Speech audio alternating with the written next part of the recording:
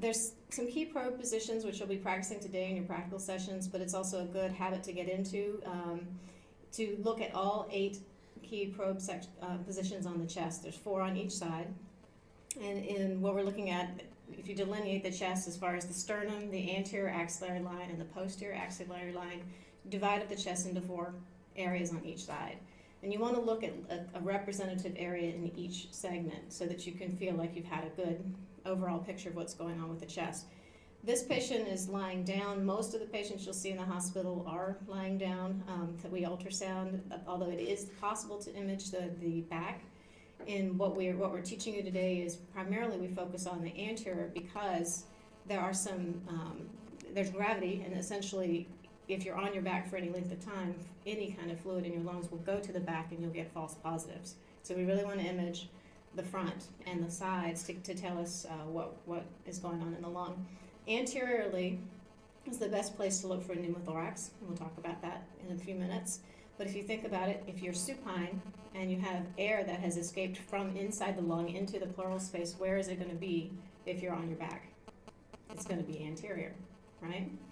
And posterior laterally, we can best see effusions, which is fluid that's in the pleural space, and consolidations, which are pneumonias or atelectasis of the lung, posteriorly because those are gravity dependent. All zones, though, you can appreciate pulmonary edema. Pulmonary edema, in very rare circumstances, will be unilaterally, but in most cases, this is due to congestive heart failure or a non-cardiogenic pulmonary edema. It's going to be bilateral. And so you should be, when you're trying to identify pulmonary edema, being able to see it in multiple fields. Very briefly, the probe selection, ideally we use the curvilinear probe, but it depends on your patient's body habitus. You can use the high-frequency linear probe, and you can also use the cardiac probe. A lot of it depends on whether you're looking for the forest or the trees. If you're going to look for the big picture, you start with the low-frequency probe that gives you a deeper view. And then when you're looking for the detail, like we do when we look at pneumothorax, then you pick up the high-frequency probe and you get more detail. So you'll see examples of both of that. A couple quick tips, and this is important for any kind of imaging, is if you don't have a great picture, if you don't see anything, basically you have to think about troubleshoot. Do you have enough gel? Air is your enemy, gel is your friend. You've probably heard that 1,000 times, but it is absolutely true. If you don't have gel, or you don't have good contact with the chest wall, or if you've got something obstructing in the way, you have a bandage or a bra strap or something like that, you need to clear those things so that you can see. You may need to reposition the patient.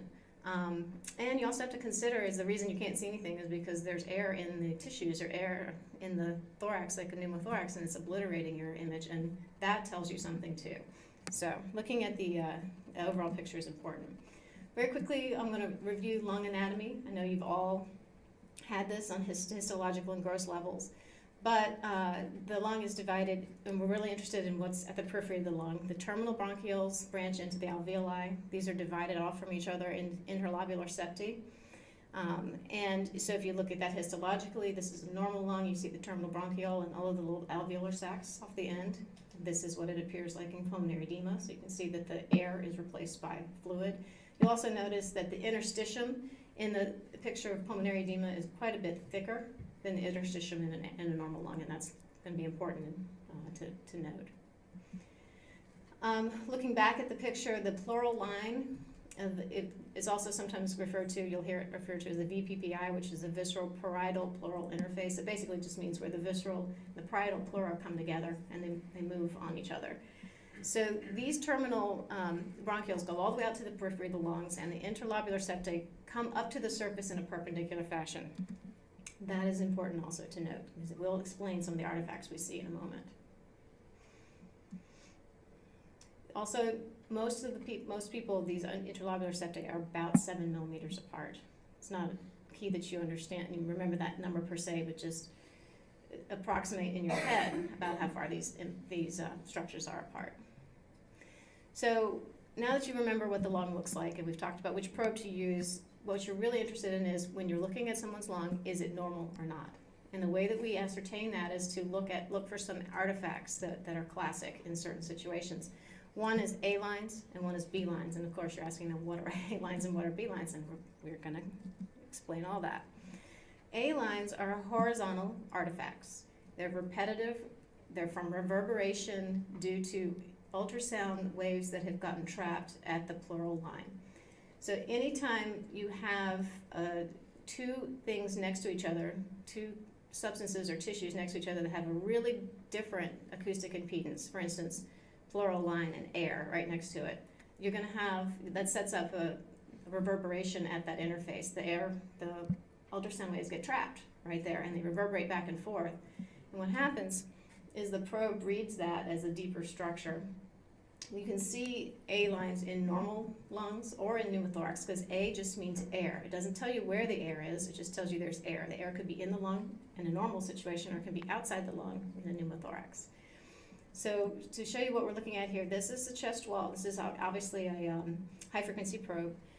This is the chest wall, and then you have the ribs. The cortex of the ribs are bright white.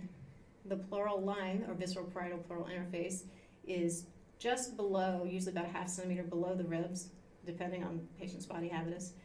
And then down here you have this A line, which is just, and I'll take it away so you can see it. Do you see that reflection of the pleural line deeper?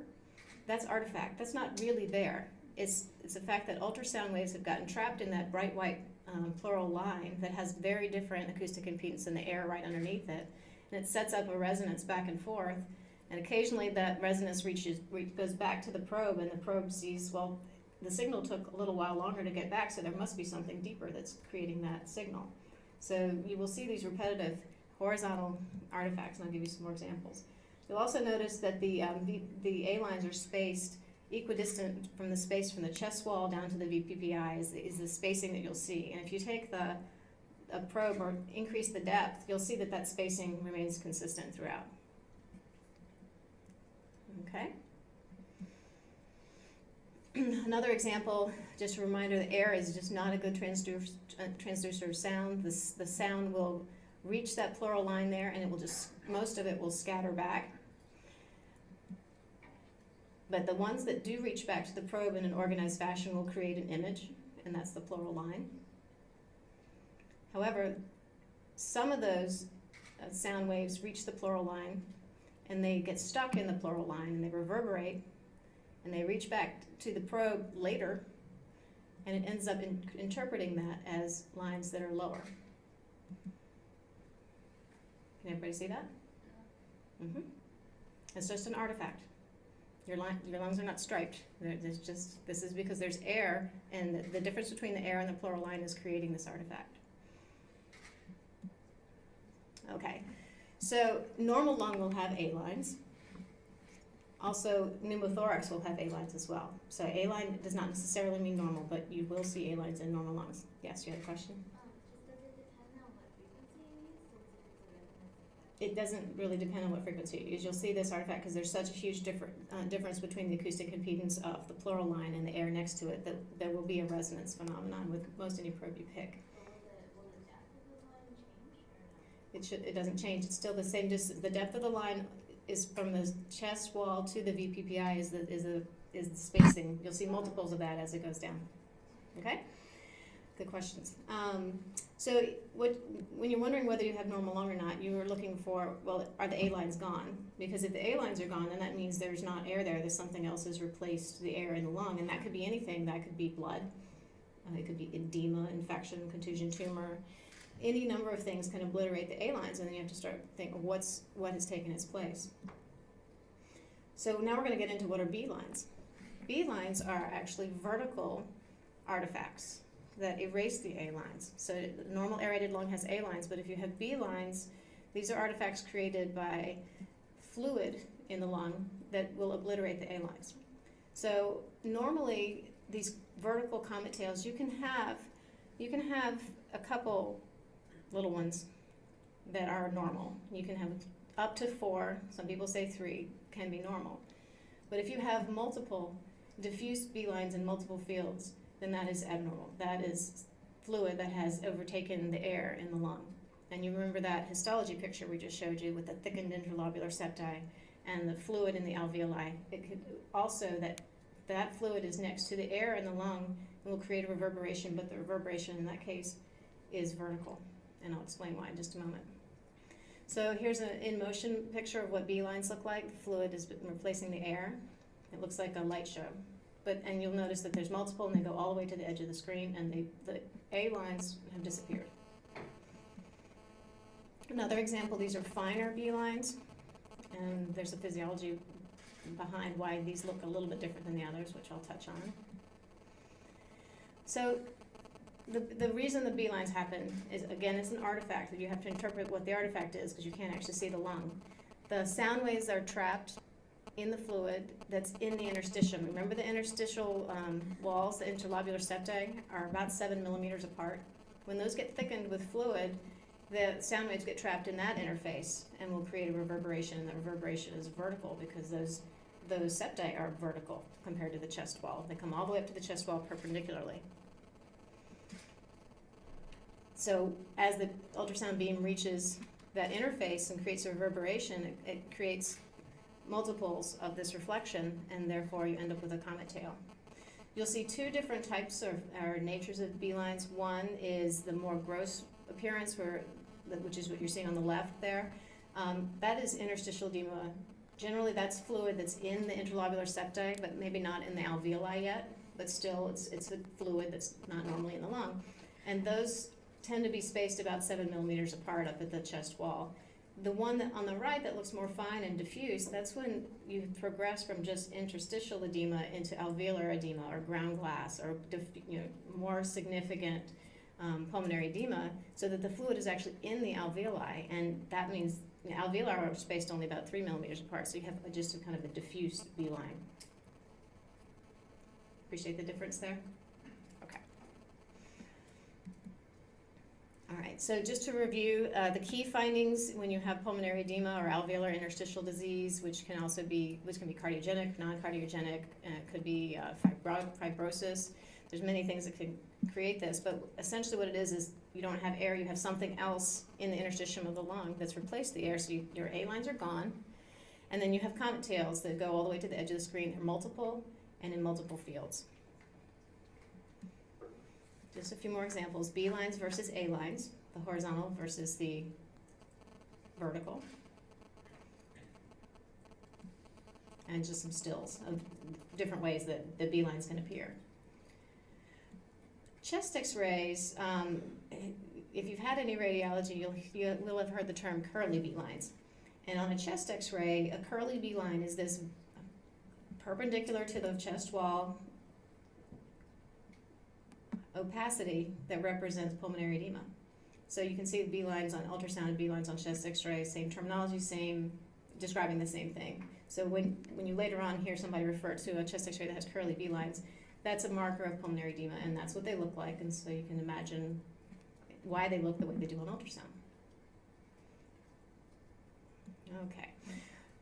We're going to move on. We'll have some time at the end for more questions about A and B lines, but we're going to move on to ultrasound of pneumothorax. And just a reminder about what a pneumothorax is.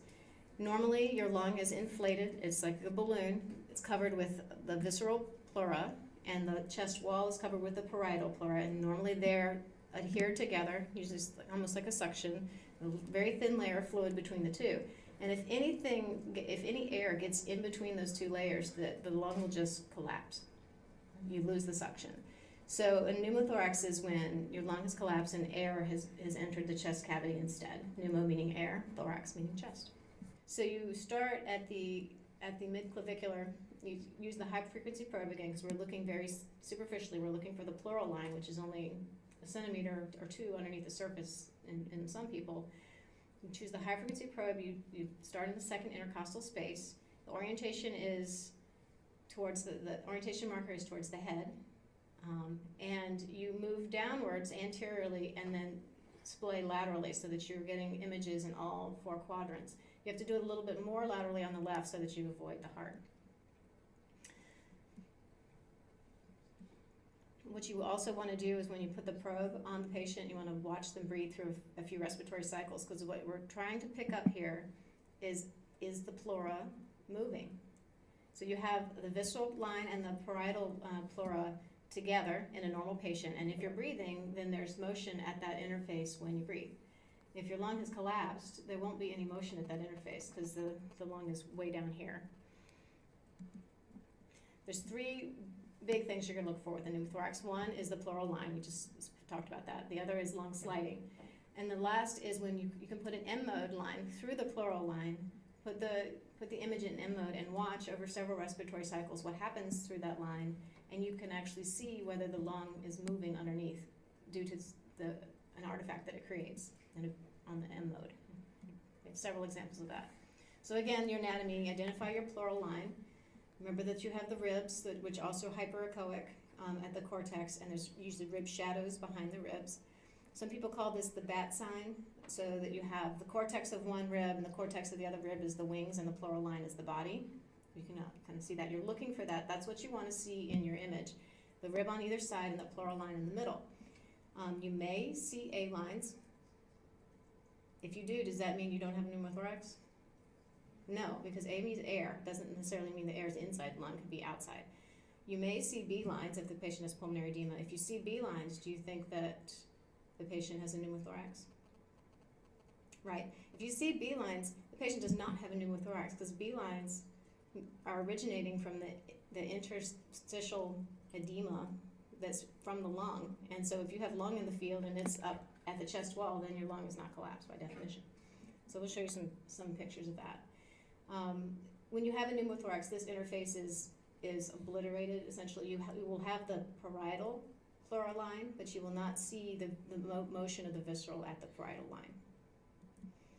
Okay, so again, you use your high-frequency probe. You place it in a craniocaudal orientation, sagittal orientation, starting at the second intercostal space, usually mid-clavicular line. You watch through several modes of breathing, and you get this image in your picture, the pleural interface and the two ribs, and you're looking for the lung to slide back and forth as you breathe. And remember that the lung goes craniocaudal, so the best orientation to really catch it is when you're in the vertical orientation.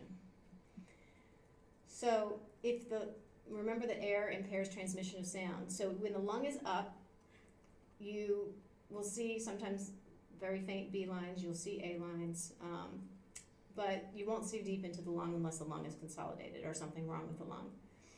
But you can see the pleural interface, you should be able to see that, you should be able to see sliding. However, if the lung has collapsed, that lung drops away, and you will not be able to get your ultrasound beam through that pocket of air to see anything underneath, including B lines. So even if the patient has pulmonary edema, you're not going to see it because there's air that's going to get in the way of your image. Can everybody appreciate that? Why it would be hard to see, and you wouldn't see the sliding. Okay, some examples. This patient is breathing. You can see a rib shadow on either side. You can see the pleural line, and you see some probably normal B lines, just very faint ones. But you can appreciate that there's movement at that interface. Okay, rib shadow, ribs and rib shadows. And again, just in case we're not talking the same language, this is lung sliding and with some B lines underneath. This means that your lung is up. It's basically the visceral and parietal pleura are touching each other, and you don't have a pneumothorax in that area where you're looking. Doesn't mean you don't have a pneumothorax somewhere else. You still have to be thorough and look in all the 8 quadrants, but it means at the place where you're looking, the lung is adhered to the chest wall. Okay. Pneumothorax, however, this patient is breathing, not holding their breath. So you do see some movement of the chest wall because the patient's intercostal muscles are still contracting, but as far as the sliding, you don't see anything anymore. Sliding appears to a lot of people, it's been described as marching ants or shimmering. So what you're looking for is, it looks like little tiny ants are marching along that line, or that there's a shimmery effect. And if you don't see that, then you have to be concerned that the lung is not touching the chest wall. And then you can also appreciate there's no comet tail there, and there may even be the hint of an A line there at the bottom of the screen.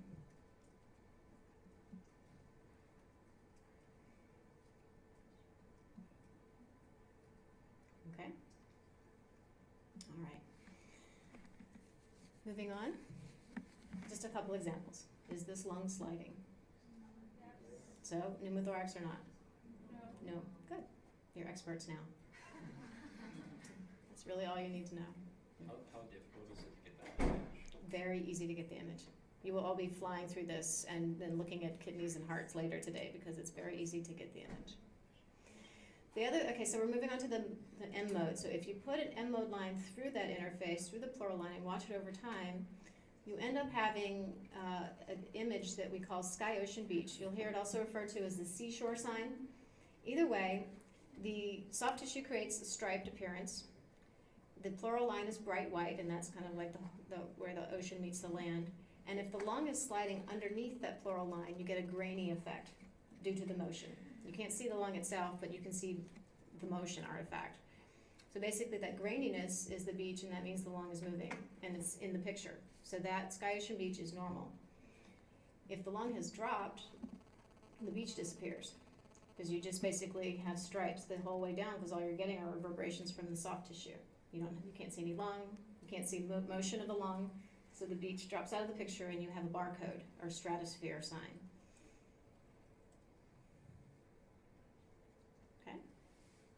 Some examples.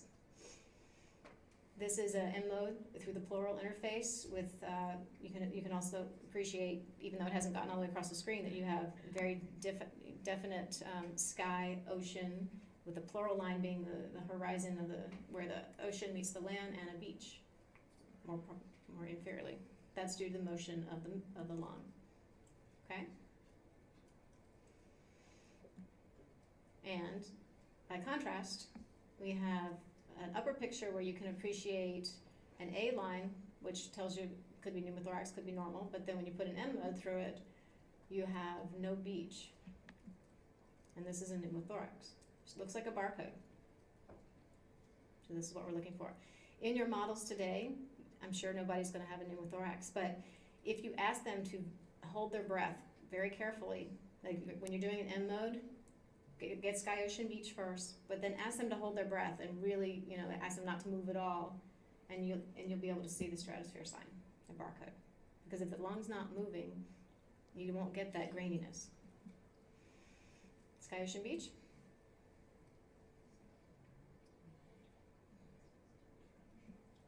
Nope, pneumothorax. Good job. Okay. Okay, just another example of, on the lower picture, a film with multiple A lines, and when you put the M mode through it, you have what definitely looks like a barcode, and the above picture where you can see the beach, the graininess of the beach due to lung motion. And which one is positive? Right or left? Correct. It's very, once you understand what you're looking for and you can find that image, not a problem. And last example, which one is positive? Left. Nice job. So you can see how this, instead of ordering a chest x-ray, waiting for the tech to come up, getting a film, waiting for someone to read it, 30 minutes later you get your answer. You can see how just putting a probe on the chest, you get your answer in 30 seconds, and you can really benefit the patient by knowing what's going on. So when it comes to the different types of tissue that you can see with musculoskeletal ultrasound, in general, we can certainly see those soft tissue, skin, subcutaneous areas. We see tendons, we can see muscle, we can see ligaments, we can see down to the bony cortex, and we'll go through all these different tissue types as we move along. So the first one we'll talk about is tendon tissues and kind of their characteristic image quality and what you can see in terms of tendons on ultrasound. This is a finger flexor tendon. This is the middle phalanx through here, the lining of the bony cortex. This is the tendon overlying that, and this is the subcutaneous tissue. So very exquisite, very nice view of tendon tissue. So when we're looking specifically at this, there are certain characteristics of tendons that you're looking for. So it's a very kind of what we call fibular pattern. So it's you can see the fibrils of the tendon tissue kind of interspersed throughout that view. It's very hyperechoic, meaning it has a very strong, denser signal, not quite as much as bone, but there is a dense hyperechoic image to tendons. as part of the limitations in knowing what's normal, what's not normal, there are some characteristics of certain tissues that you have to be aware of. And for tendons, there's something called anisotropy or anisotropy, depending on who you are and where you studied. But it's basically, when you're looking at tendons, it should have that very hyperechoic view and that fibular pattern. When you're looking for problems in tendons, sometimes there's disruption of the tissue. It's black, it's dark, you can't quite see it. But that might be just anisotropy as opposed to actual tear in the tendon. And we'll talk a little bit about that. And the other nice thing with tendons is, it's real time, it's dynamic. So you can actually see the tendon move. You can see it move through the whole range of motion of that joint. And you can see if there's any disruption in anatomy, at that point. So this is anisotropy, just to talk a little bit more about that, and we'll see that as we go through the practical scans in this afternoon. But what you're looking at here is this is a bony cortex right here. This is the overlying tendon structure, this fibular longitudinal pattern through here with the overlying subcutaneous tissue. Now, what the practitioner is doing right now is he's bringing the probe from what we call heel to toe, so just rocking the probe.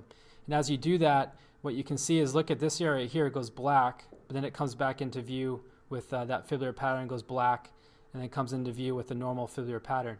So if you paused it there, right at that moment where it's black, you would say, oh my gosh, there's a complete tendon tear, and there's fluid there, but it's actually just anisotropy. And so just little subtle adjustments, you can see that there's normal tendon tissue there. So you have to be careful when you're imaging tendons to look for that when you see possible pathology, to change positioning and make sure you're not just looking at the anisotropy.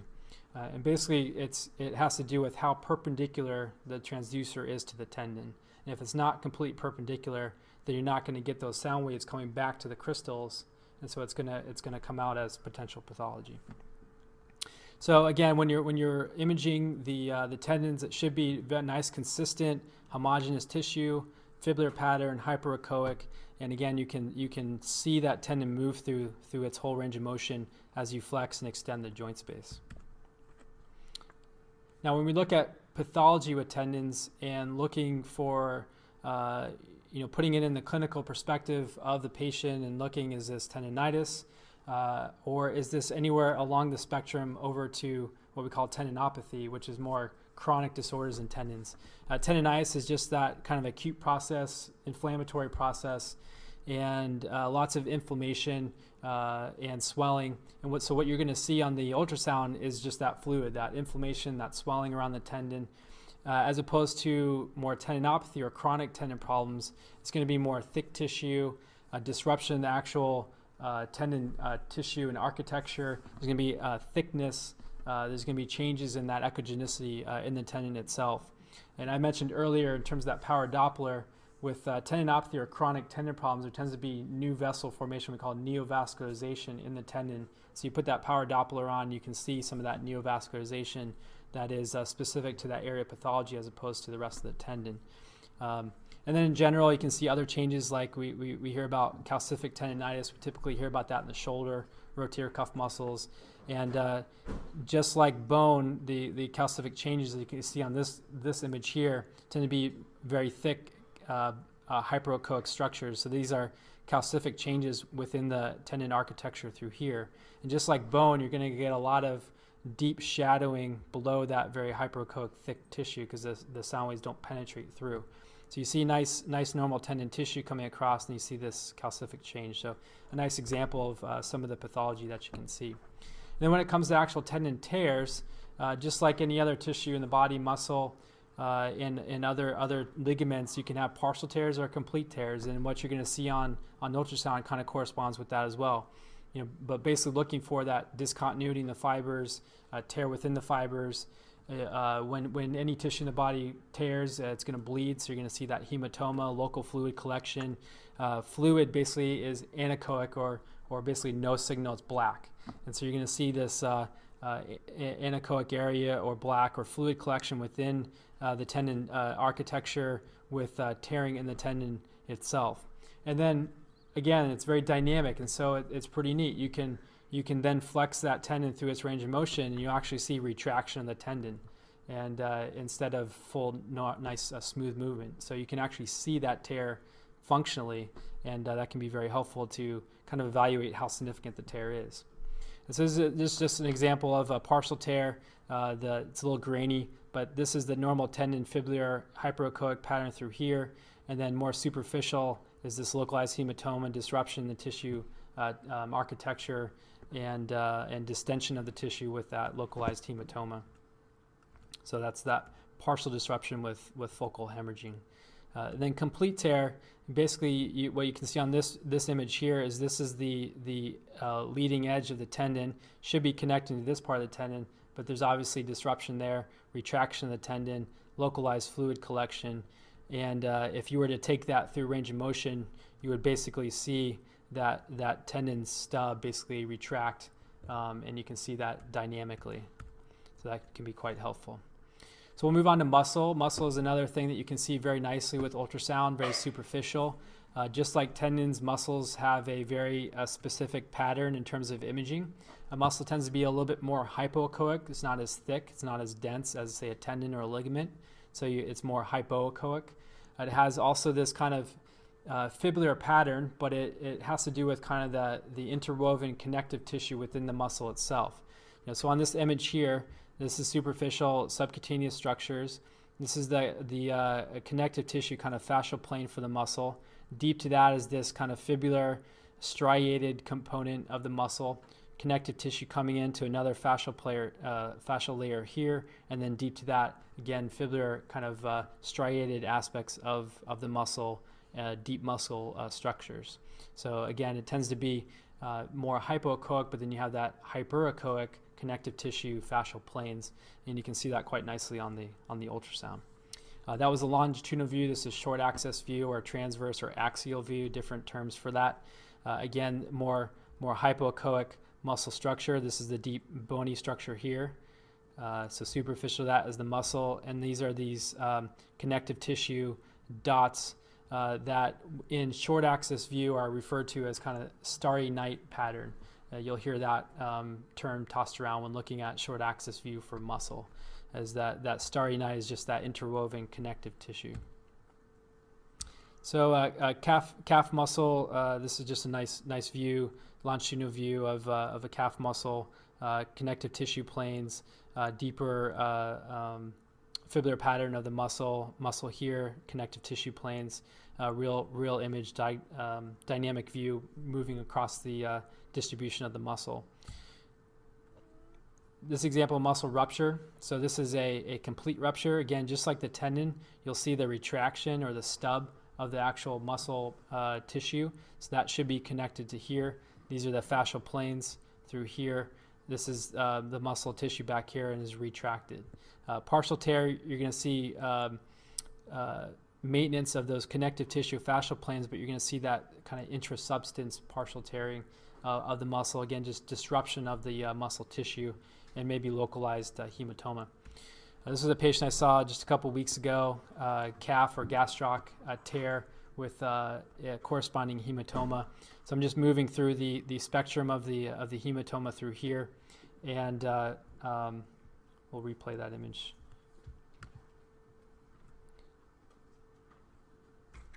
Come back through here. Okay. So as you move along here, any fluid collection or hematoma is going to be compressible, and you can use that dynamically to kind of aid in your analysis as well. But what you'll see, and I'll have a later picture of this as we talk about some of the pathology, but you'll see actual disruption in the muscle tissue, retraction of the muscle fibers, and then what you'll see is this kind of corresponding hematoma fluid collection. This is an image, courtesy of Dr. Fox, of a piece of glass that's in the gastroc muscle. So, again, you can see the fibular pattern of the normal muscle tissue here, connective tissue layers, and then this foreign body kind of jetting into the muscle tissue. And just like any other hyperechoic structure or reflective structure, you're going to see that posterior acoustic shadowing from that glass foreign body. And so, nice example of some of the pathology you can see on ultrasound. So moving to joints and more bony anatomy now. So when we're looking at joint anatomy on ultrasound, it has this kind of characteristic seagull sign. So I showed this image earlier. So this is the PIP joint, proximal interphalangeal joint, and it has this kind of joint space here, proximal joint articular surface, distal joint articular surface, and this kind of seagull bird pattern. So that's just kind of a typical thing you'll see at joint spaces, and then distally, again, joint space here with distal articular surface here. The ultrasound does have its limitations in terms of penetrating into the joint. Obviously, there's bony tissue surrounding that joint space, and so you're going to get that shadowing deep to the joint space. So there's going to be some limitations in terms of imaging, but you will be able to see the joint capsule, fluid that's in the joint, fluid distension, and I'll show a couple images of that later. So as we run through the normal anatomy for bone and intact cortex, again, is that very thick hyperechoic line through here. This bony architecture overlying subcutaneous and muscle tissue. Here is again, bony cortex through here, bony cortex through here. And when you get a good sense of what that looks like, and then you actually look at fractures of pathology, it becomes quite obvious where you have, again, that discontinuity and what people refer to as step off when you're looking at fractures. It'd be nice if they were all this obvious. They're not always all that obvious when you're looking at that top right picture. And then this, distal clavicle fracture, very, very common step-off type appearance and displacement of the bony fragments. This is a comminuted radius fracture. You'll see the continuity of the cortex line here, and then eventually you'll come into play here where you're shadowing step-off to this cortex line here. And then as we move further along, you'll see another step-off down to here. So there's basically two fracture lines, comminuted multiple fracture locations, again seen very exquisitely with the ultrasound. Is it really painful for the patient to ultrasound bone fracture?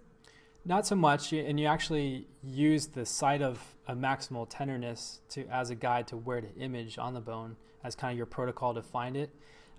There's different tissues that when you're trying to image, you do have to, or different regions of the body, you do have to put a little pressure.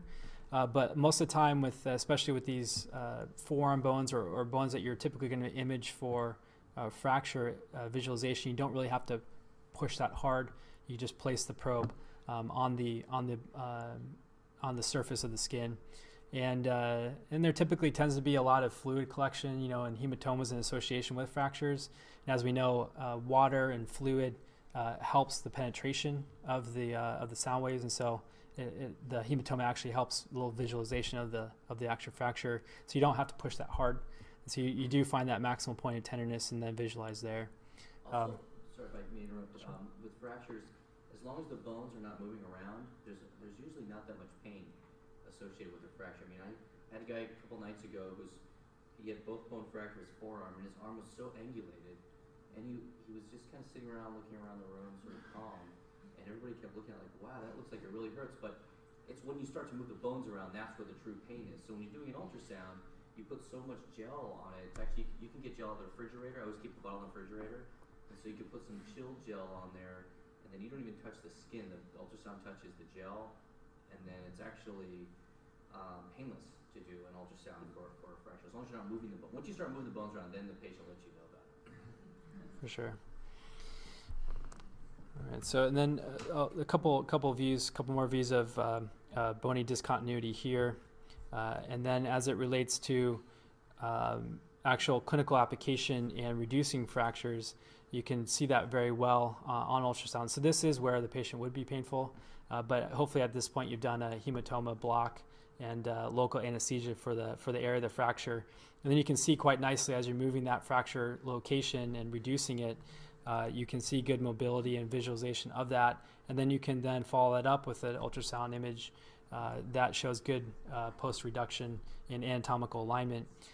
And if you've ever done this clinically just by traditional methods, it can be quite cumbersome because you get the x-ray, you show the fracture, then you have to kind of have the x-ray up, you're looking at the x-ray, you're trying to visualize the fracture, and you're moving it in what direction you feel is appropriate and by protocol, then you have to splint it, and then you send them back to x-ray, then they get another x-ray, and then they come back, and you look at it, or like, oh shoot, we're a little bit off, got to realign it, and then get it good, and then splint them and send them back to X-ray. And it's this cumbersome process, whereas you put the ultrasound machine on there, you're watching it, anatomical alignment, splint it, and we're all good. And so it can be quite useful and to the patient's benefit.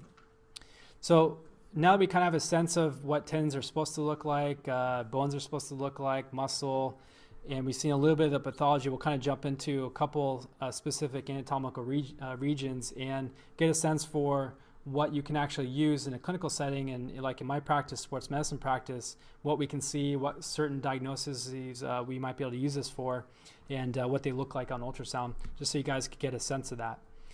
Hand, wrist, and finger is an area that's used a lot, mostly because, again, it's very superficial. You can see a lot of great anatomy, and in particular for some common diagnoses that we use it for, ganglion cysts, a common complaint for wrist and hand in a clinic visit.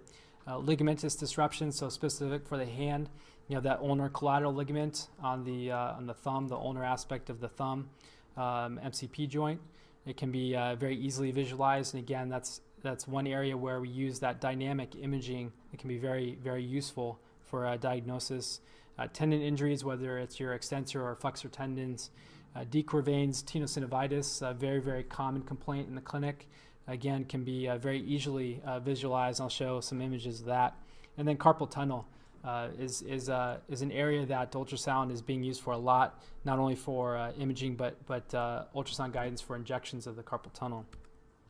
So this is decor veins. Some of these images are a little bit old from my fellowship training, but what you're looking at here is, so this is the deep bony cortex through here, joint space here. This is the overlying tendon tissue here, the extensor pollicis brevis, which is part of that decor veins complex you guys will learn about more in the coming years. But there's the EPB is the one of the tendons involved in decor veins. You can see it very nicely, very superficial. And as I mentioned earlier with tendinitis, you tend to see fluid and collection of that inflammation. And so you're going to see fluid surrounding the tendon. So what you have here is a short axis or axial view of the tendon. This is that little dot of the tendon running lengthwise as you're looking down the tendon. And then what you'll see is this anechoic or fluid collection around the tendon as kind of a halo around the tendon, or target sign we also refer to as a target sign. And so that's basically fluid that's in the tendon sheath. So that's your tenosynovitis. And you can see that very, very nicely on the ultrasound. And then this is an ideal depiction, but basically you're imaging the tendon. You can see the tendon sheath, and then you can see your needle slip into that tendon sheath and see infiltration of the fluid around the tendon itself. Also nice to ensure that you're not actually in the tendon. Intratendinous injections are contraindicated, especially if you're talking about cortisone. Certain modalities you're actually trying to target the tendon itself, but in general, you're trying to get that medicine around the tendon, but not actually in the tendon. And you can see that quite nicely when you're using ultrasound guidance. It can be quite helpful. So around the elbow, a couple very common diagnoses, whether it's tennis elbow or golfer's elbow, lateral epicondylitis or medial epicondylitis. There's multiple names for it, but you can image those areas quite well. So this is the distal humerus, humeral radial joint or capitellar radial joint, radial head. And this is the extensor tendon coming in and attaching on the humerus lateral epicondyle here. So superficial, deep bone structure, tendon tissue coming across the joint space and attaching onto the lateral epicondyle. So the tennis elbow is really a tendon disorder. And so the epicondylitis is a little bit of a misnomer, but what you're dealing mostly with is tendon pathology or tendon abnormalities. And so on tennis elbow, a lot of times you can visualize that tendon quite nicely. And this tendon has this fluid collection here, disruption of normal tendon fibular pattern. It's a little bit thicker. So this is a tendinopathy or probably a chronic tennis elbow. And you can see that quite nicely here. And again, you can direct injection treatments in other modalities, new modalities like platelet-rich plasma and some of these things you guys have probably heard about. And you can use the ultrasound guidance very well for that. Again, ligamentous disruption, ulnar collateral ligament on the inside of the elbow. Again, this is one area, like in our baseball pictures, we want to know how much laxity is there. You can see that real-time dynamic imaging as that joint space is opening up and flexing open. You can see that on ultrasound. As well as since you can image the joints very well. You can see joint effusions and joint fluid collections. So around the shoulder, this is an area that has been studied a lot because this is one area that is very common diagnosis and clinical complaint. Shoulder pain, shoulder impingement, rotator cuff tendonitis.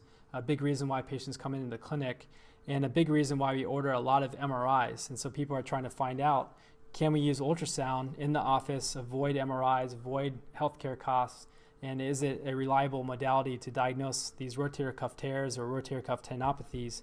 And what we're finding with the literature is that it is very accurate and very reliable, and with sensitivity and specificity numbers that are quite remarkable in some cases. Very, very, very reliable modality. A little bit more reliable for full thickness versus partial thickness tears. Again, the pathology is going to be very much more obvious when there's a full tear as opposed to partial tears.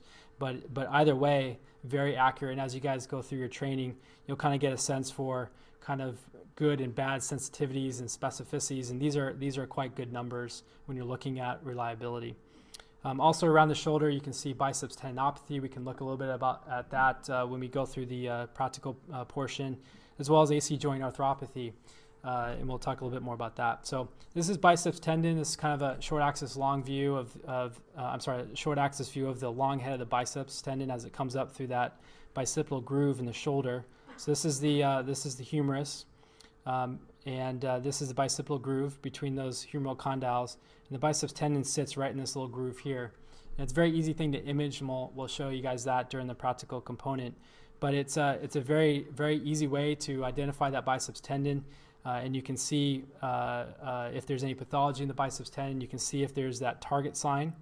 So this is what I was talking about earlier. So this is the biceps tendon in the middle, surrounding fluid, and then you have the overlying subscapularis tendon and underlying humeral cortex. So you see this kind of target sign or tenosynovitis or fluid collection around the tendon. You see that quite nicely on these bicep imaging.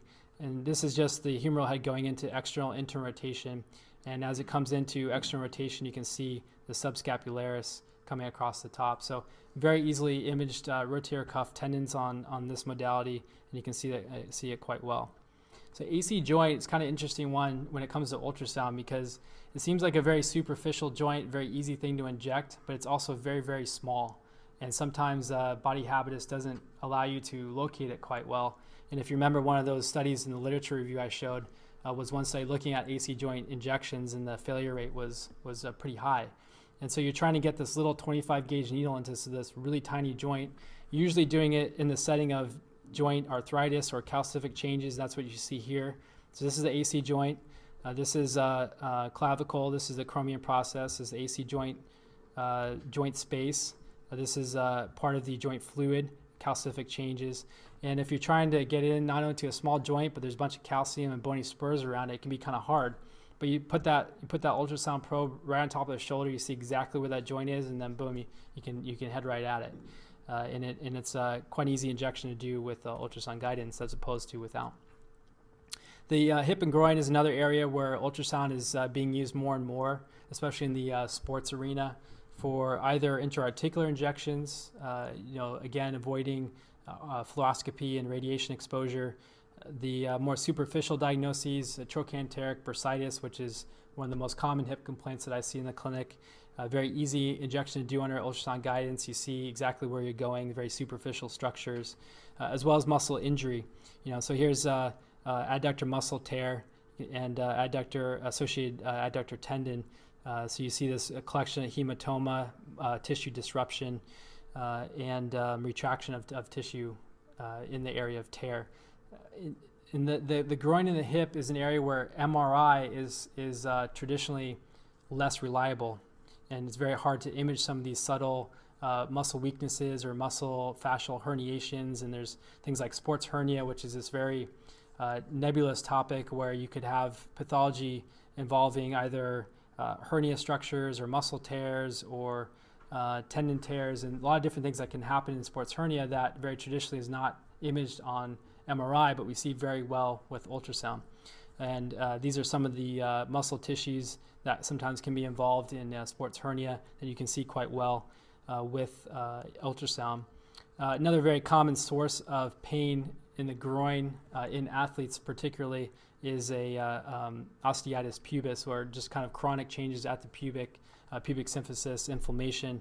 And the best way to kind of work through your differential on that is to inject it. And it's obviously a sensitive area to inject that you kind of want to have image guidance to inject. And you can see it quite well on ultrasound and use ultrasound guidance for those injections. And then lower extremity, whole laundry list. This isn't even all of them, of things that you can use ultrasound for with the lower extremity, whether it's your tendinopathies, again, patellar tendinitis or patellar tendinopathy, Achilles tendinitis or tendinopathy are very, very common diagnoses for patients coming into the clinic, especially in sports. And you can see these tendon structures very well. This is patella tendon. So this is the inferior pole of the patella coming down through patellar tendon, and then patella tendon attaching on the proximal tibia or the tibial tubercle. So very, very well imaged. This is that retropatellar area where you have the fat pad and a bursa, and you can see the anatomy quite well. You can see LCL quite well. You can see MCL quite well. You can't see ACL, PCL. Again, limitations of your modality and knowing what you can use it for. But you can see it for meniscus, and then around the ankle you can visualize those peroneal groups, ATFL, anterior talofibular ligament, all the common ligamentous structures that you see in your common ankle sprains. All these bursal sacs tend to be very superficial. You can image those quite well. And again, those muscle tears, muscle strains, full ruptures, hamstring, very, very common injury in sports, hamstring tears. You can see that quite well on ultrasound. So ligamentous injuries, this is a kind of a depiction of a normal MCL. This is joint space here, femur, tibia, and MCL. Ligaments look very similar as tendons. You have that fibular pattern, but it's a little bit more hyperechoic, a little bit more dense than tendons. So this is this dense ligamentous structure coming across here. This is proximal femoral condyle MCL coming distally, and this is an example of MCL tear. So this is a distal MCL tear. So this is the joint space here, MCL coming across, and then you see disruption of the tissue here, and then distally you see no longer any ligamentous tissue. So it's basically retracted proximally. So very well seen on ultrasound. I mentioned earlier that you can see some meniscus pathology. So this is the joint space here, femur and tibia. This is the joint capsular effusion. Again, you can see distension of the interarticular fluid, joint swelling. And this is the meniscus that's basically displaced. It has meniscal cysts in here. So you can see a lot of meniscus pathology on ultrasound, but there certainly are zones of the meniscus that are deeper that you can't quite image, and in which case you have to rely on your MRI to image those areas. This is an example, a patient I saw a couple weeks ago, joint effusion, just kind of classic presentation of knee arthritis, acute exacerbation, lots of pain, lots of swelling in the knee. This is that suprapatellar pouch of the joint space. So the knee joint space extends pretty far above the knee in that suprapatellar pouch. And when you have a joint effusion, that area can be extended or distended. And this is the fluid collection in there. So all fluid with some joint debris floating around. This is just a chronic kind of classic osteoarthritis presentation, seen quite well. Long axis view, axial view. This is the femur right here, hyperechoic line. Incredibly common. I see these all the time in the emergency department. Yeah. Infusions. Yeah, and what's nice is, when you're doing, then you're either aspirating, not all of them are straightforward. Is this infection? Is this gout? Is this just arthritis? Is this acute hematoma? A lot of different things that can cause a joint effusion. So if you need to aspirate that fluid, very easily identified, okay, that's where the suprapatellar pouch is. There's the swelling. Stick the needle right there, and you're right on it. And so very easily visualized and very applicable to a clinical setting. So this is that calf hematoma I showed earlier, the hematoma formation. This is the retraction of that calf muscle. So this is the same patient here with retraction of muscle tissue, muscle tear. And this is contiguous with this hematoma formation here. This is another high school athlete of mine. So great example of accessibility of this ultrasound modality, and as it becomes more portable. So when I go see kids in the high schools, in the training rooms, where we don't have x-rays in the high school or MRIs in the high school, and a lot of these kids don't have even insurance, aren't plugged into the system, sometimes it's really frustrating and difficult for me to get an x-ray for a kid or get an MRI for a kid, but I can take that ultrasound machine in the training room and then slap it right on the kid's hamstring, and boom, we got the hamstring tear. Very well visualized. I can see the extent of it. How big is it? How big is the hematoma? How fast, how aggressive can we be with this kid? And I don't have to worry about him getting secondary imaging and going through all the hassles with that and expense to the family, etc. So this was one of my high school athletes just a few weeks ago with an acute hamstring tear. There's a patient I saw on Tuesday, comes in 6 months of Achilles pain, heel pain, a runner, and is basically at wit's end because he can't get back to his training, lots of pain. And what we're showing here is basically the distal Achilles tendon coming down to calcaneal insertion here. So the earlier movie was just basically showing the continuity of the tendon, very healthy tendon. This is the short axis view of the tendon here, calcaneus, hypercoic line here. And what you can see is the calcaneal insertion, Achilles tendon coming down here, and you're getting disruption of normal architecture. This was not anisotropy. As I move the probe around, that discrepancy stays there. That's a localized fluid collection, disruption of the insertion, and insertion of Achilles tendinopathy is a very common diagnosis and very easily visualized on ultrasound. This was a baseball player a couple weeks ago, got hit in the shin with baseball, kind of classic tibial contusion. Not necessarily something you would typically image clinically, but just a very good example of what you can see on ultrasound. So I imaged it, and what you see here is short axis view of the tibia, long axis view of the tibia through here, and you can see the superficial subcutaneous collection of fluid from the hematoma from tissue disruption, hematoma here, and here you can actually see a little bit of tissue debris. Sometimes with these hematomas you get thickening of the tissue and a collection of tissue debris, which can sometimes cause other complications which you could follow on ultrasound that you might not necessarily see on x-ray or other imaging modalities.